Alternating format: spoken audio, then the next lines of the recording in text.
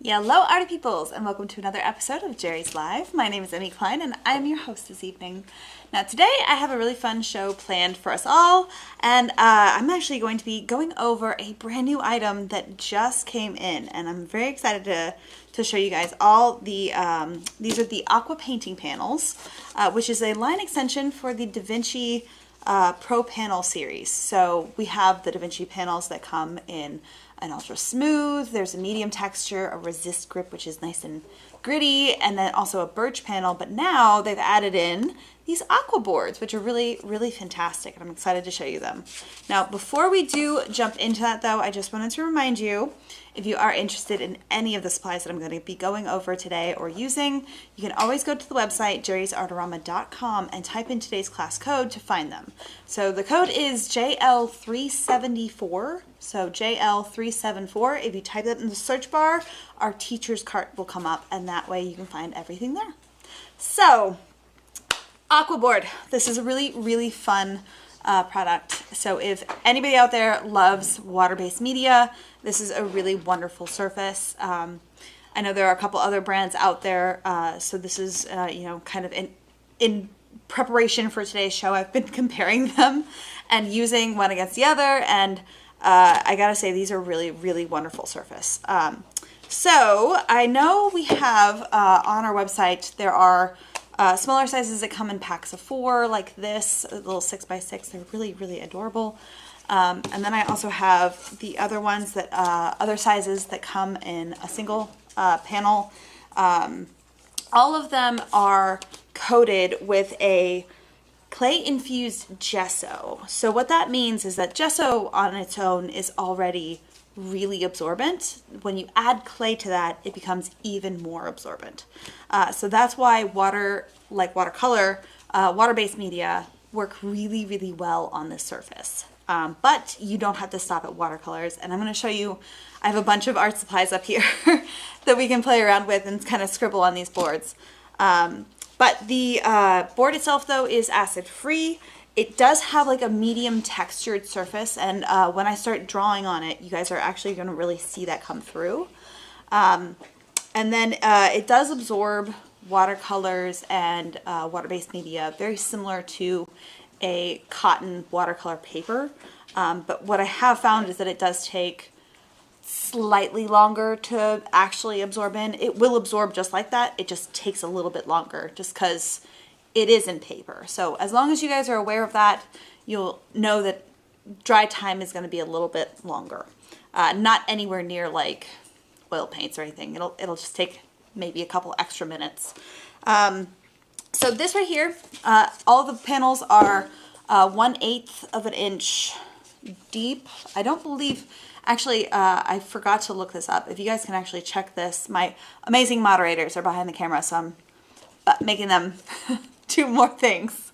But if you guys can look up just to double check if it comes in any other profile besides the 1/8 of an inch. I don't believe it does, but we have the 1/8 of an inch as far as the depth.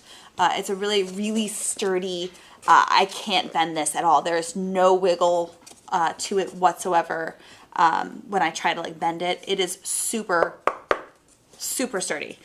So that in and of itself is amazing because, you know, anybody out there who's played with watercolors on paper has seen watercolor paper, words. You can see them buckling. That's one of those things that it is frustrating to work with. Now, this will never buckle. I don't care what you do. It's no matter how much water you dump on this surface, it's not going to buckle. It's going to stay nice and flat and really beautiful surface for you to work on.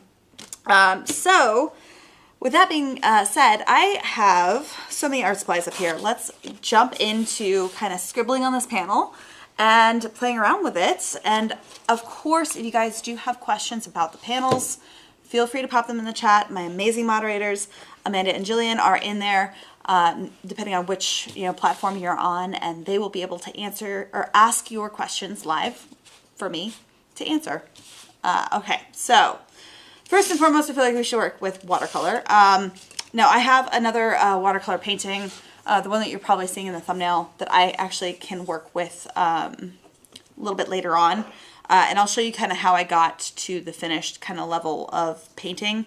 It doesn't take a whole lot to get there, but with that being the watercolor that I'm going to do probably towards the end, I use the same palette. So if we go to that overhead, I can show you kind of my palette here.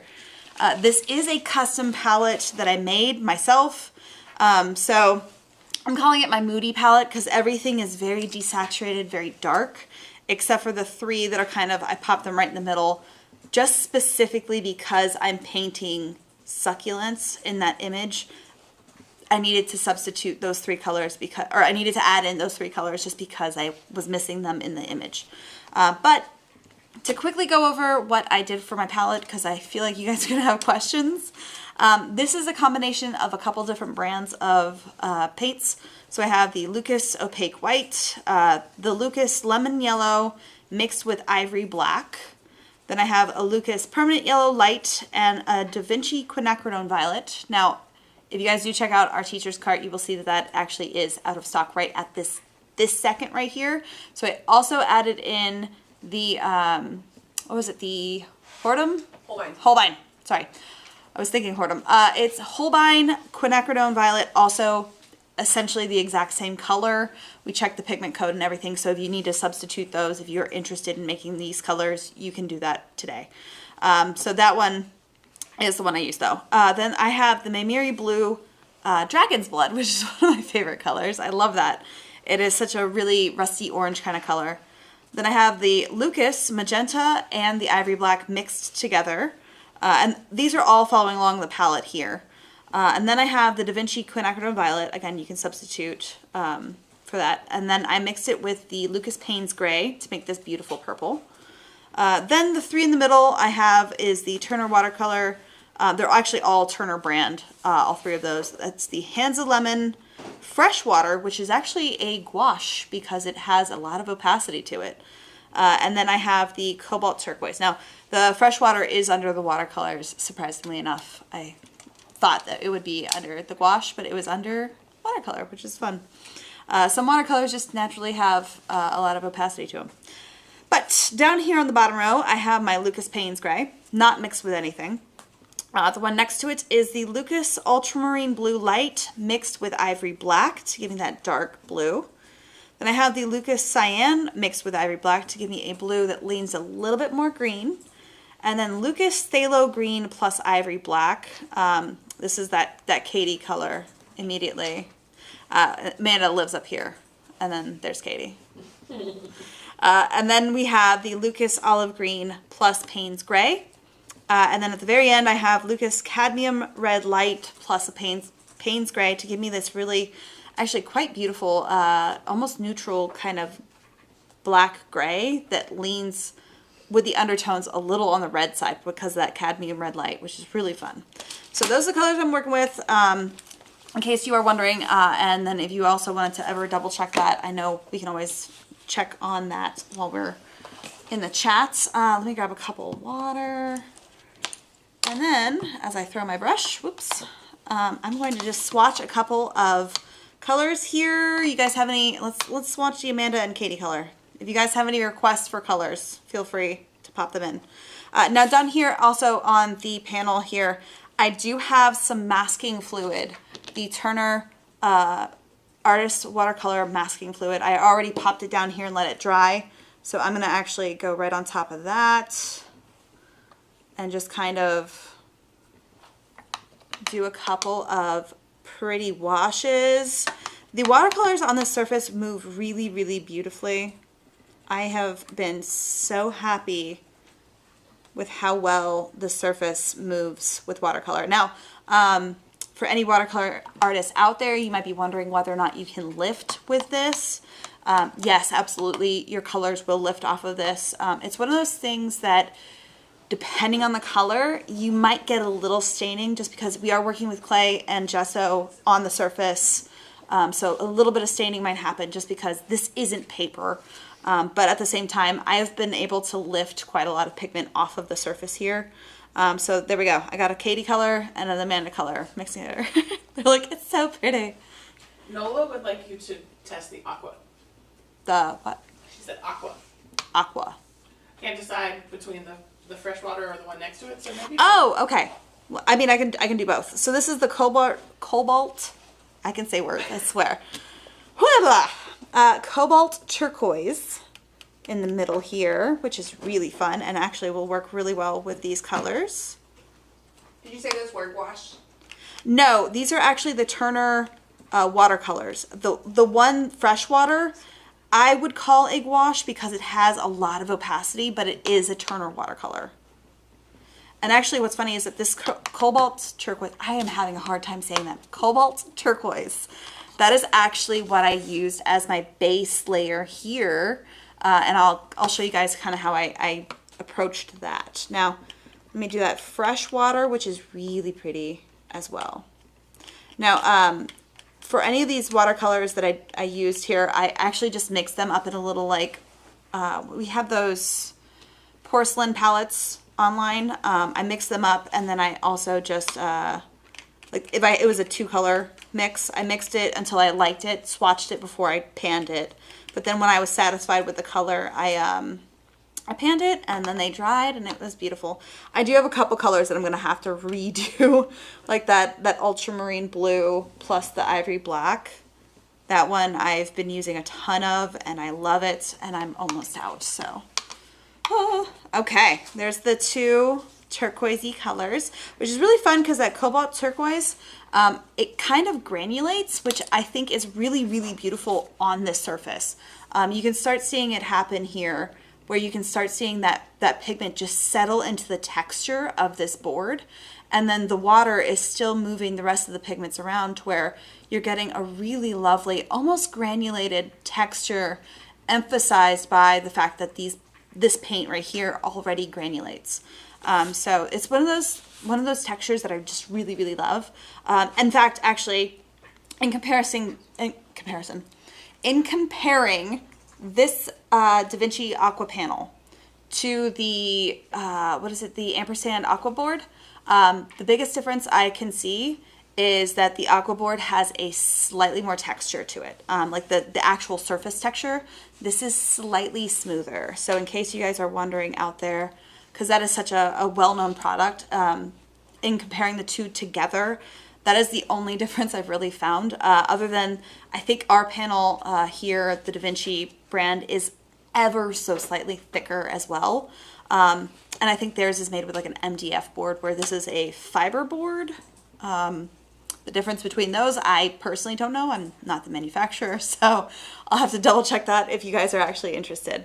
So there's our watercolors. Now, I also have a couple other fun things to play around with over here. So, of course, I have some graphite in case you guys are interested in doing a quick little sketch, or if you want to have like maybe a more rendered drawing. This takes pencil really nicely, and I haven't found that like even like going really hard on the surface here, it doesn't dig into the surface at all. I do have graphite on the panel here that I wanted to get off before I showed it to you guys, but you can start seeing that that texture come through really nicely. And of course, you know, it blends really well with your own finger or any kind of a blending tool as well. And then if you want to go crazy and you want to do some, watercolors on top of it, you absolutely can. This is that really muddy kind of yellowy orange color that I have. Yes, we have a question? Yeah, Julie was wondering if you'd consider the panels more of a bright white or a creamy white. Ooh. A traditional white? They're a little brighter. I was gonna say, this feels like a kind of an in-between. Yeah, it's not blind you bright white. Yeah, because I was gonna say, it doesn't feel like it is that weird stark white. Yeah. It feels a little creamy, but anytime you get like a traditional white watercolor paper, I feel like it's really creamy. Yeah. And this isn't that far. This is like a nice in-between. Yeah. We have another question? Yeah, Kathy Willite on YouTube was wondering how heavy the panels are and if you would be able to do plein air with them. Oh yeah, this would be great for plein air. Even if you do mixed media, not just watercolor, because it will take a lot of different media on this the surface of this panel, but they're really, really light. Honestly, if this is an 8x10 and I could frisbee it. Like it's light. Please don't. I'm not gonna frisbee it. This is the only panel that I have that's larger than a 6x6. I'm not gonna fling panels on here. That would not be good. Do you have another question? Yeah, we have one more question Yeah. from YouTube by Creed Jones, and he was wondering if you had tried the Aquaboard panels by Ampersand, and if, like, how they would compare to these. Absolutely. That is, so when I was preparing for the show, I had that panel and I was working side by side with them. And that's what I was saying earlier. The main difference that I've seen was that the Ampersand brand has a little bit more of a raised texture, like the surface texture, because I'm not the manufacturer of these boards. I haven't been to the manufacturing facility. I can tell you though that the surface on, I believe both, is a combination of clay and gesso for both panels, both brands. And I don't know how they apply it. I'm assuming a spray just because of the way that the texture feels. I can't confirm that 100%. I'm just guessing right now. But the way that their panel feels is that like the grit of the clay is a little bit more gritty. So you can feel that that kind of texture to the surface a lot more than this. This feels a little bit smoother. Now it still has that kind of gritty texture, but that is the biggest difference that I found. Other than, again, this is ever so slightly thicker. And I mean, like, we were measuring it. I think it's like a 32nd of an inch. Like, it is so ever so slight of a difference in thickness that it doesn't make any difference really. And then the back of the Aquaboard is that brown MDF kind of panel, whereas this is like a black fiber board. They're both really rigid though. But yeah, that's the biggest difference I found is the surface texture. You have another question? And just these only come in one texture, correct? They don't have the Yes. From like it's not like watercolor paper. No, Press, no. Press. Okay. This is the only texture. It's like a medium texture, I think is what they called it. But you know, maybe down the road they might have more textures for us. But for right now, I can tell you that this is the only option in this panel right now. And then, so I also grabbed, I can actually grab a couple of these too. The Cezanne colored pencils. This is actually the non-photo blue pencil. So anybody who's an illustrator out there loves, and like I have an illustration background, so I love these pencils. So, you know, if you do a little sketch of anything, you know, kind of fades into the background. And then because it is a colored pencil, you can actually use all kinds of different colored pencils. But of course, again, you're going to get that texture of the panel shining through. Let me get a little closer here. There we go. So you can see that texture coming through. But again, it's one of those things where if you wanted to, you could just start blending like you would with colored pencils. I know I have a whole show on blending colored pencils and all the different options that you can use to actually blend them. So there are a lot of things that you can do to blend. And then get rid of the white of the surface. But actually what would be really cool also is that if you took, I wonder if this is dry over here. You can colored pencil on top of the watercolor as well. I just did a little pink right here.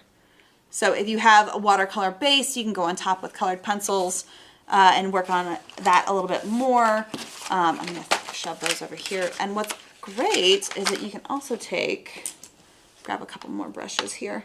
Let's grab this fun kind of magenta and black. Because colored pencils is like a wax based, it does kind of have a little bit of a resist when it comes to watercolor, but you can also do the watercolor on top of colored pencils. You just might get that color, wherever the colored pencil's deposited, might resist it a little bit. And you might actually be able to like scrub it in there if you're really trying hard. But it's a really fun mixed media kind of ability to do that. But I also have water soluble colored pencils because these are great. This is the Cezanne brand. So let me grab that, and then if I start coloring it in. I can add a little bit of water, clean brush, just water on there, and then it will actually just start reactivating and give you some beautiful watercolor washes where you can actually start playing around with it that way. Again, this would lay really well on top of an existing watercolor wash. You can watercolor on top of this. Just be aware that the watercolor pencils are resoluble, so once they dry, like if I let this dry and I go to watercolor on top of that, there is still a chance that I can pick it up just like any normal watercolors. We have another question? We were wondering about the dry time compared to like traditional watercolor paper. It always depends on studio. But I will say the dry time of these boards, no matter what brand you're looking at, whether it's the Ampersand or the Da Vinci, it does take a little bit longer just because this isn't paper. You're not working with paper. Paper is a very absorbent thing. This is a clay infused gesso. So yes, it's absorbing because you can see like right here, I'm trying, there we go. You can see the areas that are still wet. Whereas I feel like if this were watercolor paper, that might be already dry. But if I give this a couple more minutes, it's going to be dry. Like it doesn't take forever, but it just takes a slightly longer time than watercolor paper, which is okay. Then, of course, anybody else who's a watercolorist probably knows and loves these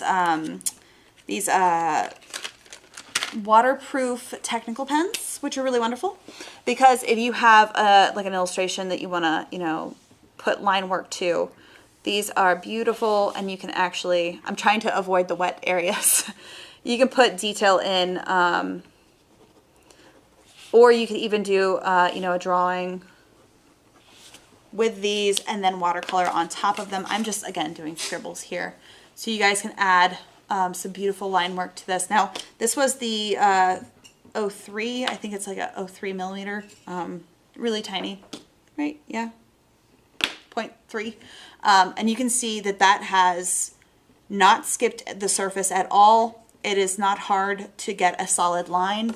I was just scribbling and it gives you a solid line, and this is a really fine line too. So, you know, some people might be worried about that texture giving an issue to the beautiful lines that you can get with those. This is not an issue whatsoever, which is really, really nice. And again, you can watercolor on top of it. Actually, let me not use the gouache because that would be very opaque. Right, let's use this bright, bright yellow.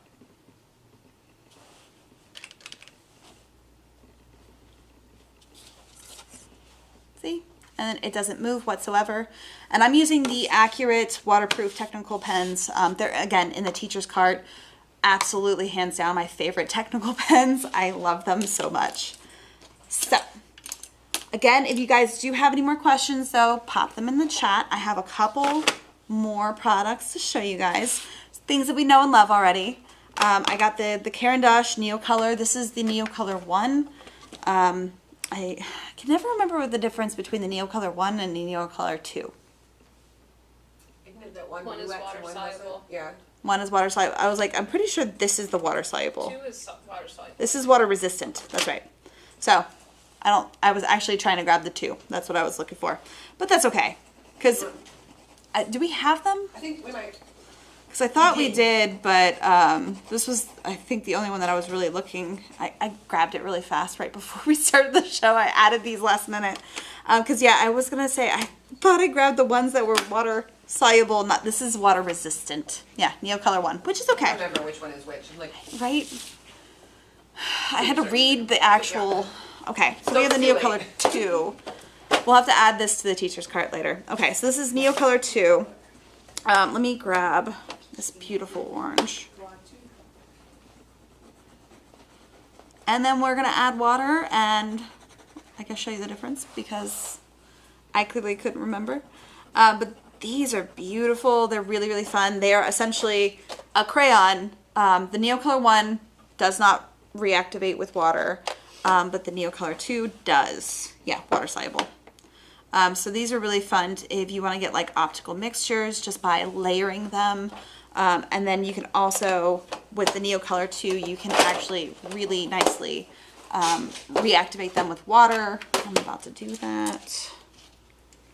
So you're going to see the difference between, this is the Neocolor 1, these are the Neocolor 2. You can see that those are the only ones reactivating. That pink is staying put. So there's your Caran d'Ache, the both of them, the 1 and 2. And then you can see how I didn't actually reactivate up here. So you still get the texture of that surface kind of coming through before you activate it. But those are also really, really fun if you want to take them and add some fun detail to your watercolor washes, and then also be able to reactivate them and layer them this way. Right? Works so well. You have a question? Yes, Kathy Wilhite on YouTube was wondering if all watercolor techniques can be used on this. For example, is it more like cold press or hot press, like erasing, for example? I would say the texture of this would be way closer to cold press paper, but it's not cold press paper. It's a pretty smooth surface, but it has some texture to it. It's kind of hard to explain, other than like showing you the dry media. This is why I really wanted to have dry media on here, is like showing you that texture that kind of comes through with the actual texture of the paper.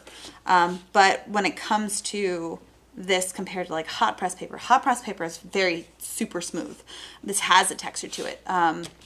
But I'm sorry, what was the rest of the question? I just lost my train of thought, sorry. That was basically it. Okay, good. I answered yeah, it. you got Sorry. it. Just making sure. But yeah, oh, that was the other thing you were asking, is can all techniques be used for this? So this, I believe, is fully dry up here. Yeah. So like that's a dried watercolor, right? If I start picking this up, you can see how quickly it reactivates. And then if I want to do lifting, I can absolutely do that. Like it lifts pretty cleanly, and which is kind of wild to me. Again, it will depend on the pigment that you're using, the materials that you're using, and whether or not it's a staining kind of pigment. Not all watercolors lift this beautifully. Some of them do just stain. It's one of those things where it really depends on the materials that you're using, but this surface will lift quite nicely. And I, again, also have the masking fluid down here that I can probably pick up now. I have my rubber cement pickup, that's the word for it. So other than that, right in this corner, that green is still a little wet. I want to make sure that I'm not hitting that. Yeah. So just in this corner is still wet, but I think right in that little tail of that masking fluid is dry. Just like you would with paper, you're going to want to wait until your watercolor is fully dry before you pick up any masking fluid. The reason why is because the rubbery, surface of this cement pickup will actually squeakily move your pigments around, kind of almost like an eraser, but in like a weird sense because it's wet. It doesn't kill the surface of your panel though.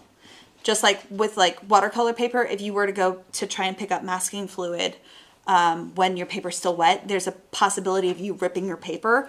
This won't do that. What you're gonna do is absolutely destroy that beautiful wash that you have. So you still wanna make sure that it's dry, but not for the reason of damage. Like you're not gonna damage this panel surface at all. But if I start picking this up, just like I would on watercolor paper, it picks up super cleanly with no damage to the surface whatsoever. I think, yep, I got it all. So there's the masking fluid. It works so nicely. And yeah, that's still a little tiny amount of wet down there. But yeah, everything else was dry and it works so well. And again, if I still wanted to pick that up and lift it, I still can. So that is absolutely possible. And if you have any other specific techniques watercolor wise that you want me to try and use on this, let me know in the comments. We can always try. Now, I also have one of Amanda's favorites, the Sharpen. These are the water-soluble pastel painting sticks, which is really fun.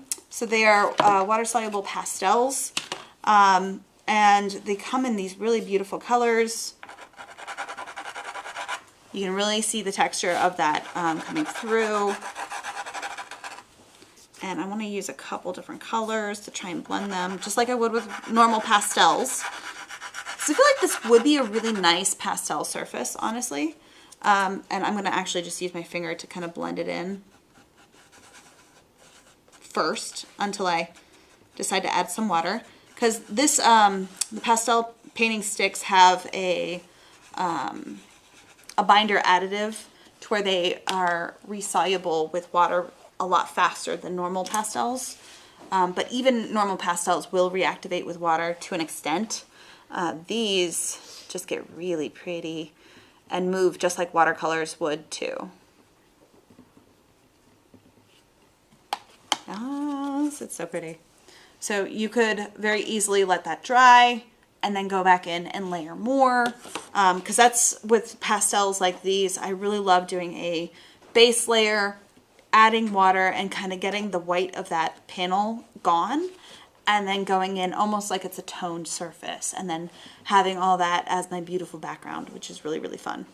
And again, if you are looking to also lift it, I feel like you could to an extent. Again, it's going to depend on what you're using, but if I really wanted to try, I could probably lift more if I scrub at it with a brush. I would probably, in my own studio, use not a super fancy brush if I'm trying to scrub and lift something off. We have some scrubber brushes, which might actually be even better for that. Those would be nice. So that is the water-soluble pastel painting sticks. That's really hard to say. It's a mouthful. But they're really beautiful. And again, this is such a nice surface, so you guys could really use all kinds of media on that. I know it's intended for watercolors, but it takes so much other than watercolors. Like, really, sky's the limit with this. Speaking of, I actually was going to grab some acrylics as well, but I'm just going to use some painting markers. This is an acrylic-based marker. We do love our Poscas, but these look really beautiful on the surface of these as well. Excuse me while I shake my markers.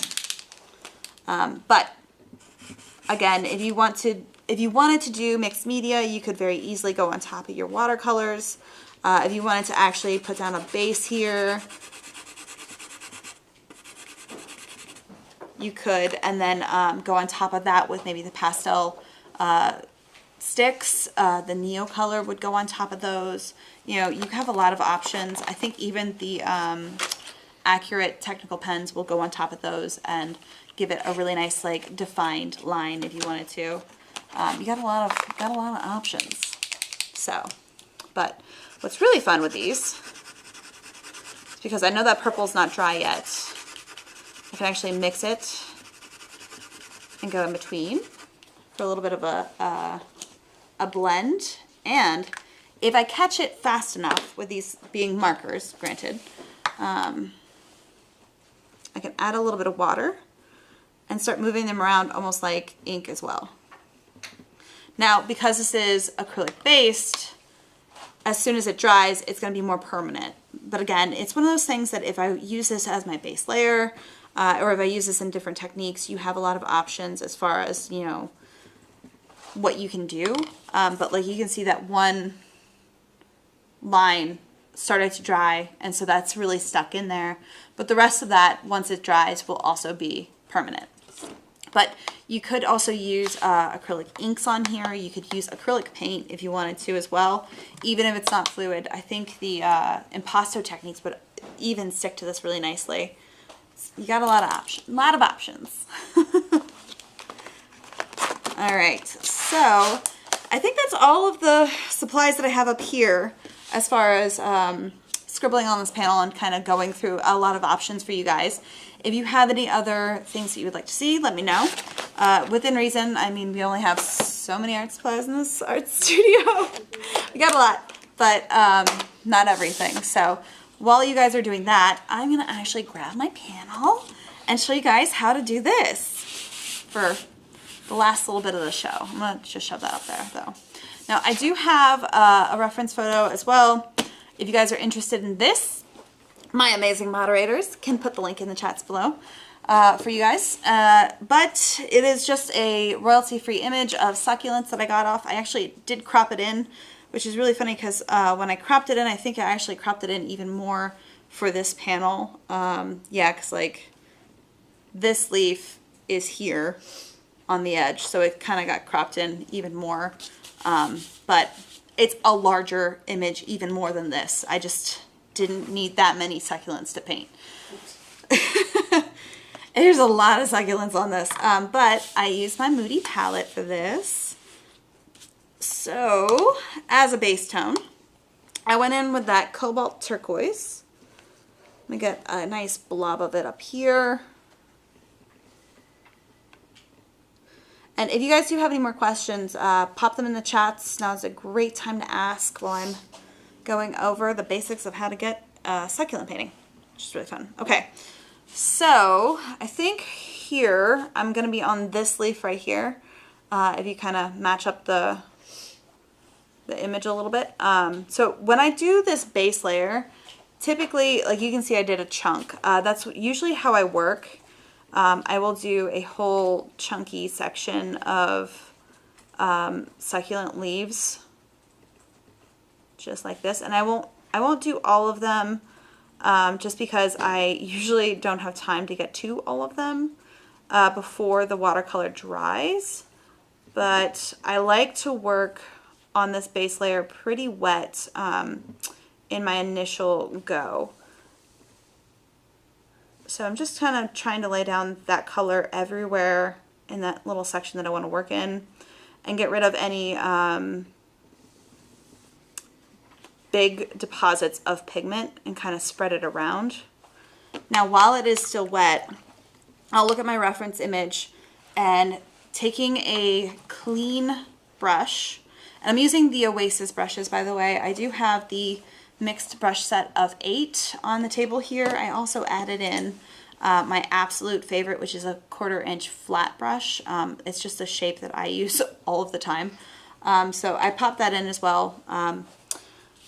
But for this, I'm actually just using the number 4 round. So when it comes to these, like I said, if I'm doing an image like this that is really quite complicated, I will actually use my finger as a placeholder so I can remember which leaf I'm on, because otherwise sometimes I get lost. Now, the one underneath it got a little bit of that wash on there, which is okay because it's so dark in that little area that I'm not too worried about it. But what I'm trying to do is actually pull out those highlights. So I have nothing on my brush except for a little bit of water, and it's pretty dry. Because I'm using my Easy Wiper here to absorb most of the water. Once I rinse it, I absorb most of it out of there. So I am just playing with water control at this point. So I have a wash on there. It is still wet, and I love that this doesn't dry so fast, so I have some time to work with it. So if I have this nice clean brush, as I'm pulling that pigment off of there and lifting it, it's giving me those variations where I'm getting my highlights. Now, because this base tone is already pretty light, I'm not too worried about anything other than highlights, right? So that's pretty good. If I wanted to, I can actually push that a little bit more just so I can have that contrast in there.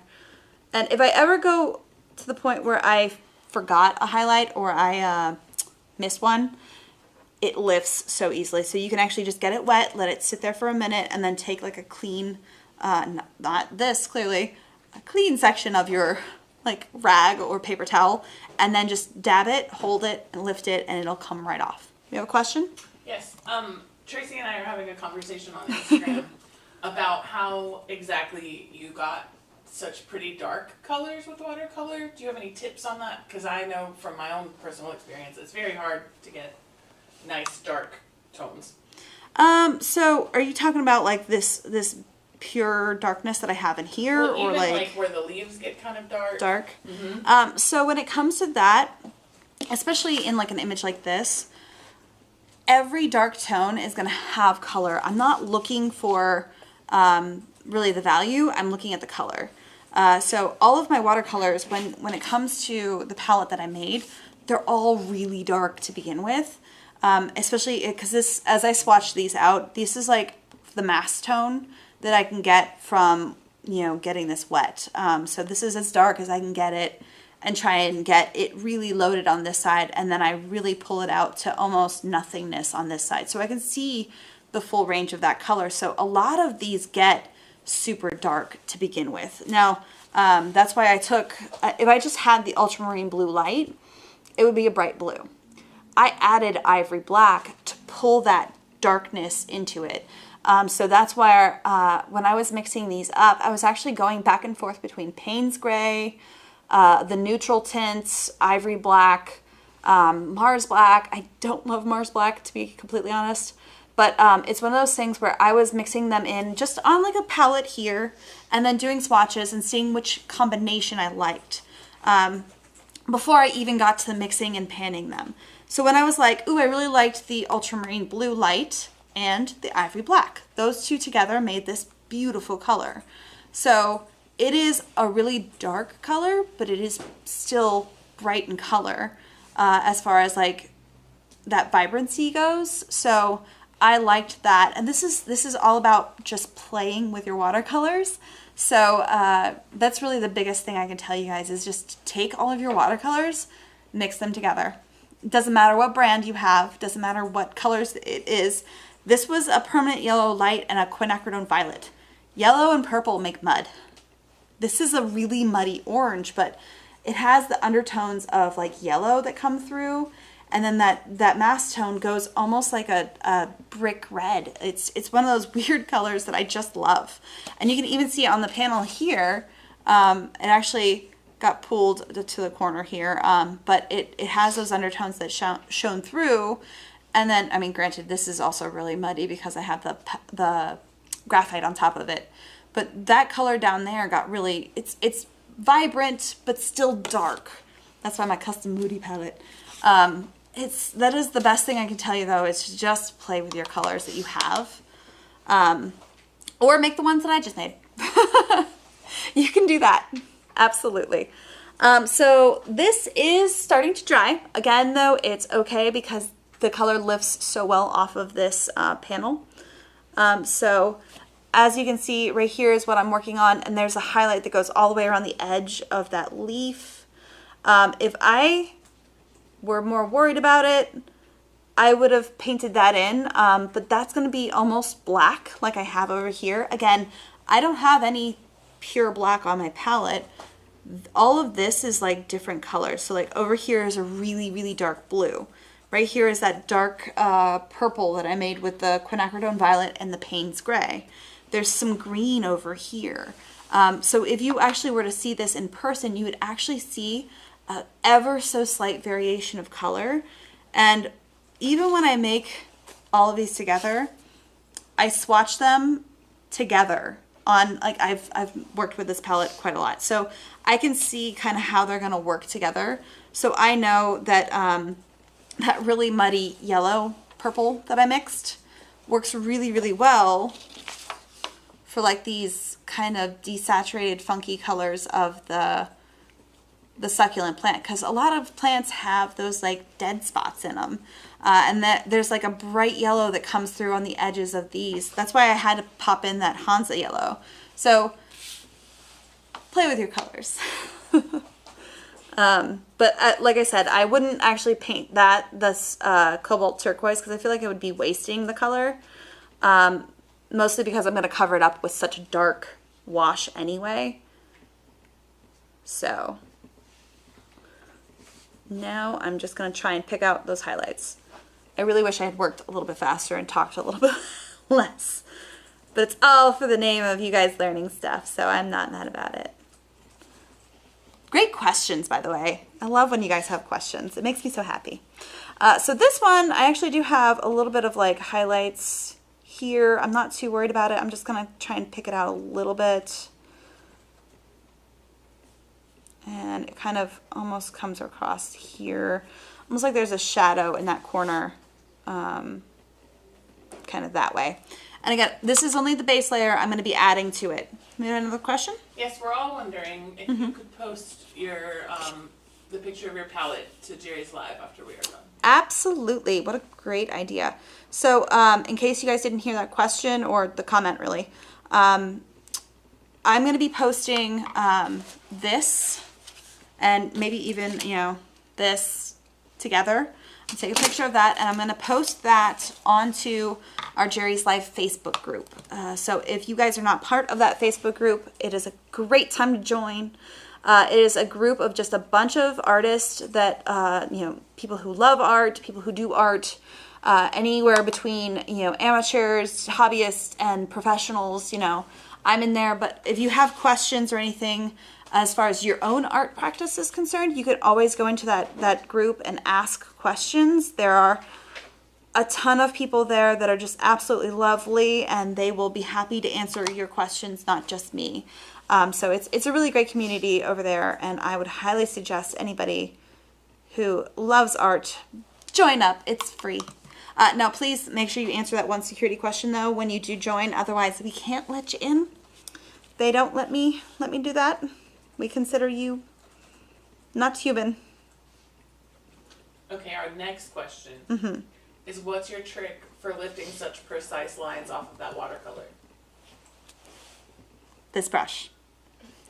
Or I should say these brushes. So actually, if we go to that side camera, you guys might be able to see even better. Okay, so I have a combination of round brushes, right?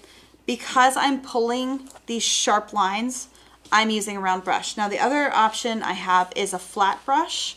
And if I do that, I'm going to be using it like a straight line, right? Not this way. I'm going to be using that flat edged where, you know, if I turn it, it's really sharp.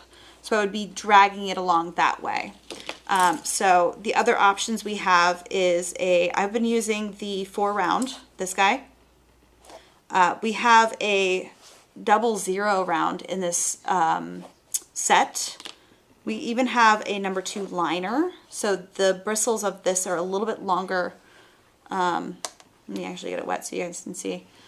They're a little bit longer than like the round brushes, but it's really lovely for pulling lines. But this I would suggest we use to pull long straight lines. I don't have a whole lot of really wonderful control with this when it comes to curved lines. I kind of, even, you know, me, I struggle with that. So I would actually suggest having a shorter bristle this way. So that way you have more control over it. So when you get these wet with just water, you know, depending on how thin you want to pull a line, you know, you see how thin that gets. It's really wonderful. So what I love about the Oasis brushes are the amount of water that they hold is phenomenal. So when it comes to pulling a line, I'm actually just dragging it along that line, and I'm not going really fast. I'm kind of going pretty slowly, and then I'm dabbing along that line and trying to stay within that line. So that way I can absolutely keep it nice and crispy. Now, if I decide that I don't like how crispy that line is, all I have to do is take the same brush. I just cleaned it with the water and dabbed off most of the water on my my paper towel or easy wiper, whatever you have. And then if I go across that edge that I made and just soften it a bit, I'm not picking up a ton of pigment.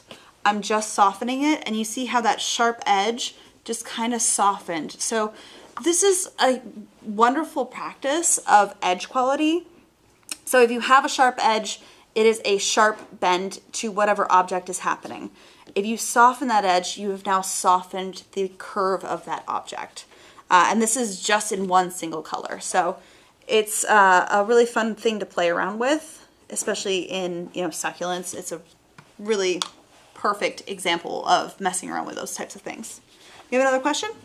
Yes, Sneaks on YouTube was wondering what natural fiber you would compare the Oasis brushes to. Kind of like a Kolinsky Sable, but More it's snippy? softer. It's similar to a Kolinsky Sable. So like you see how like I'm dabbing this and it's holding that bend. Sables and natural hair brushes do that, where usually synthetics will snap back. This is a synthetic brush, but it is made to perform, well, essentially outperform natural hair. So they did some kind of scientific mumbo jumbo magic, whatever that they did, to make the hairs of this brush hold even more water than a natural hairbrush does. It is absolutely wild. I don't know what magic bananas that they did, but it is wonderful. Aren't there like multi-filaments and flag bend, like, I was gonna say, I think that they took and then like all kinds of use a different computer algorithms to hair figure out, shapes. like, the perfect size and shapes of the different pairs to put together to be able to. Yeah, no, they it's- did the a lot of, technology's wild. yeah, a lot of technology meets science meets Yeah. art supply meets hair. It's wild but amazing. They pick each hair of that brush. Yes. Per size of the brush. Oh yes. While we're talking about it, we Yeah. should probably say that we have a sample set Oh, that's right. Oh yeah. of 2 right now Oh, for yeah. $13.99, and it comes with a round size number 2 and a script liner size number 2. Love that. So literally exactly what you need to practice this technique. Yes, absolutely what you need for this image right here.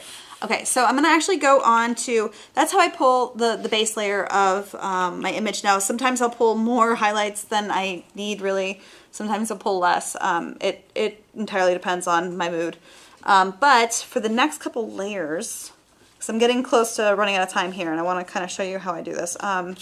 Again, I have to kind of keep my finger on where I am on the image because I will lose track. Let's do this. No, let's do this leaf right here.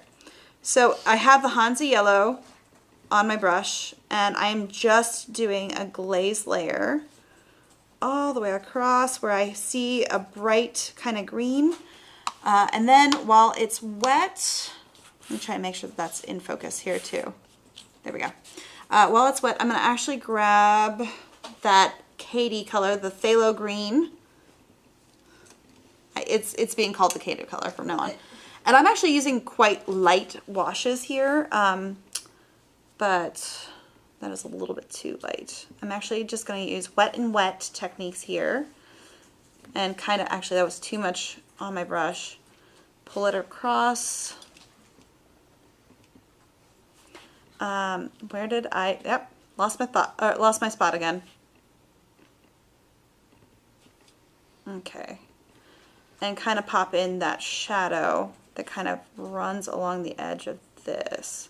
Now, because it's wet and wet, all of my little dabby kind of movements and marks will actually soften quite a bit, which is really lovely. And I'm not super worried about any sharp edges because, again, like I did with that that edge up here where I softened it, I can do the same thing after this dries, which is really nice.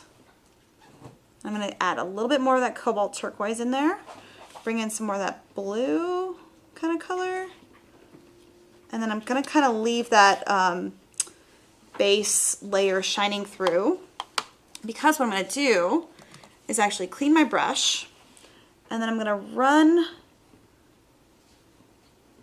this along the edges just to soften it and keep it nice and bright. Just like that. Oh, this is not in focus, is it? There we go. Sorry. While you're doing that, can you talk about what to do when you're finished? / finishing it? That framing is it, a painting it? wonderful, wonderful question. Yes, please. So when it comes to these panels, you can absolutely frame them without glass because they are so resilient, which is quite nice. But if you are one of those people like me, I don't trust it personally. mostly because I don't trust people not touching art or not splashing things on my artwork. You can frame this under glass as well. If you really wanted to, you could also use a spray fixative on top.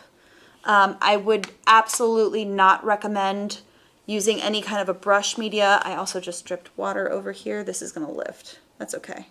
It's texture, right? There we go. Like it never happened. It is one of those things where, yeah, it depends on you, but you can frame this just like you would any normal watercolor.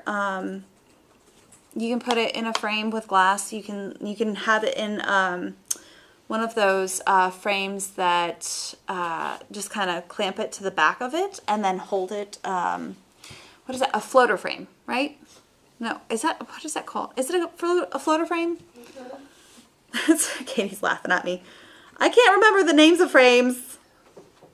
It happens. I mean, we have 5 million. Yeah, that's why I was like, there's a lot of options frame wise. You go to JerrysArtarama, you got frames on frames on frames. So got a lot of choices. Got more coming. Yeah. You have another question? Yes, we have 2 people on YouTube wondering if you can use Dorland's wax to protect on the surface.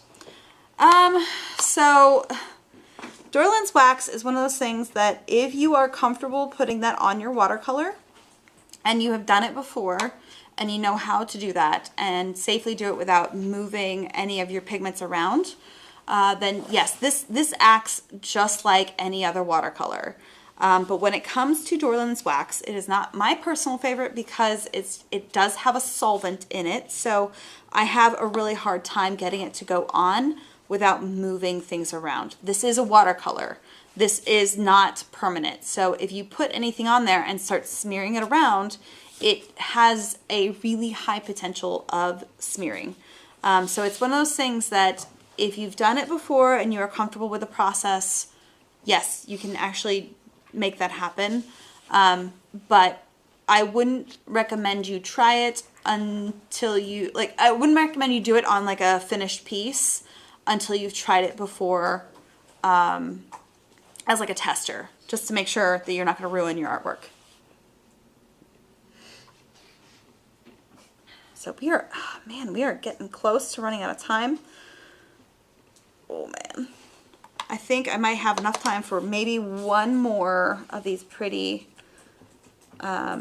leaves. I'm gonna actually add a little bit of that fresh water in there just to tap it in. It's really fun. All right, so I'm gonna do one more leaf and then I think that's gonna be the time we have. All right, I'm gonna do this one right here. All right, so I'm gonna start off with that dark green, the phthalo, and pop in that dark shadow that's down here at the corner. Hopefully that's, yes, in if it gets out of focus, let me know, because I'm trying to make sure I precisely paint. So I'm not really looking up. It's hard to paint in camera. All right, so I'm going to use that Hansa yellow because it goes quite bright right here. And again, I am working wet and wet. And then I'm going to actually pop that in over here. Get a lot of the water off of my brush and kind of soften those edges. Because it is quite wet right now. And then add some more of that cobalt turquoise over here. There's a couple of like little scratchy marks that go around, and this actually is quite a sharp edge around that highlight. Now, let me soften what I just did, especially the edges on the inside of that leaf.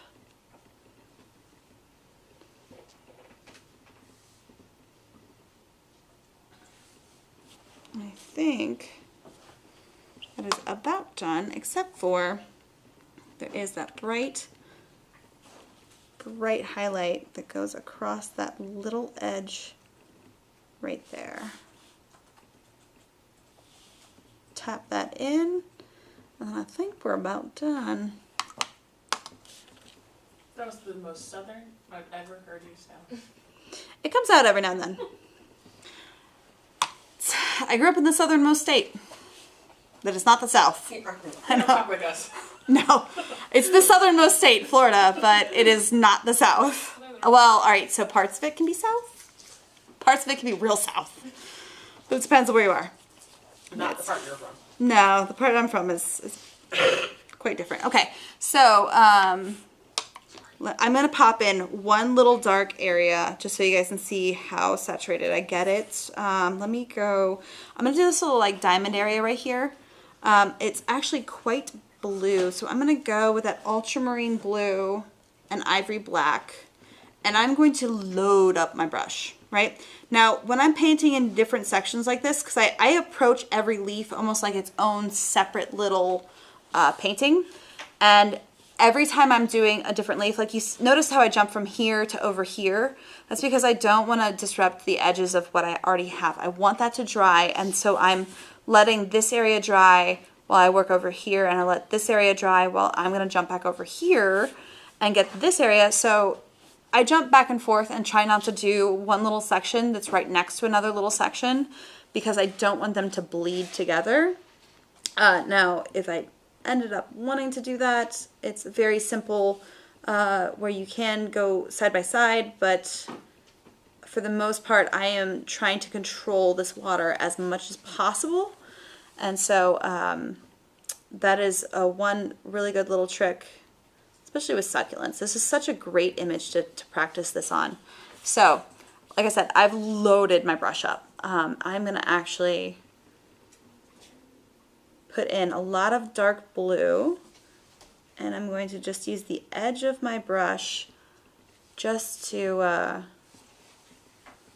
sharply paint in this like crispy little edge here. And then I'm going to switch over to that really dark green, the phthalo green, because again, I want variation in color, I want variety, I want it to look fun. Try to make sure, again, it's the sun in focus.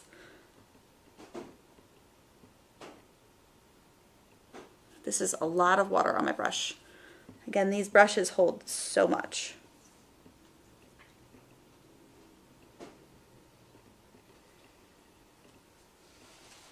Alright, so there is the green going into the blue, and that is how I get those really dark areas.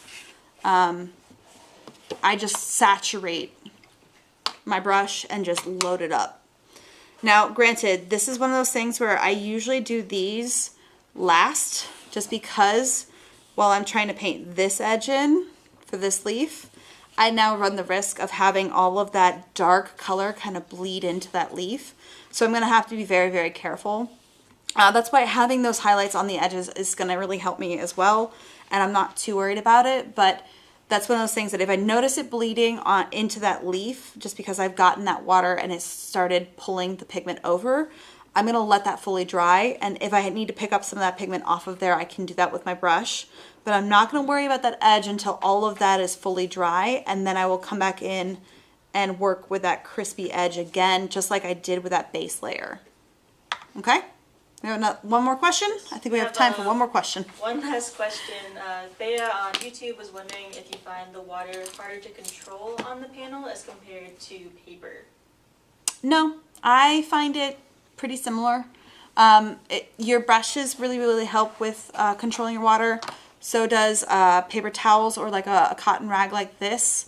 It's one of those things that the more you practice, the better you're going to get at it. And I have found that with my ability to control the water, and I've done this for so many years, I know I probably make it look really easy.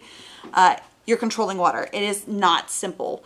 It takes a lot of practice. So it's one of those things that the more you do it, the better you're going to get at it. And I found that my ability to control water is the same on both surfaces. But I might be a weird unicorn when it comes to that because I'm just so used to it. So if I notice like you saw, I noticed my brush was too wet. I literally touched my my rag here and pulled off a lot of that water and pigment.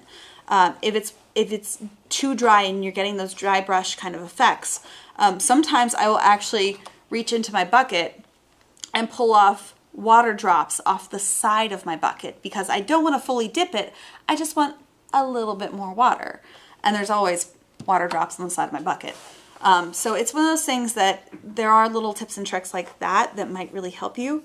If you guys are interested in watercolor tips and tricks, you can always add that to the chat and let us know.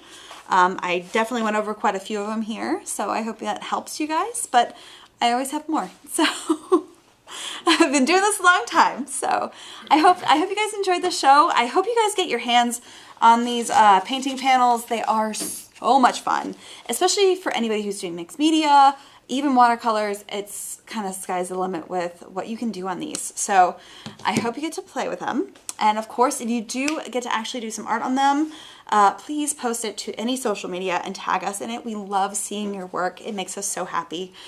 Just tag JerrysArtarama. Amanda will find it and then share it with the team. We love seeing it. So that was the Da Vinci Aqua painting panels. I hope you guys enjoyed the show. Of course, make sure you join us next week. I would like to not join us next week, but they won't let me not come because next week is a mystery art box show. But not only is it a mystery art box show, it is also April Fool's Day. I am so worried. I am so worried with what they have planned. They've been giggling a lot. So Michaela and I will both be back on for whatever shenanigans they have planned for us. So we will see you guys then, and I hope you guys have a wonderful rest of the week and enjoy. Bye!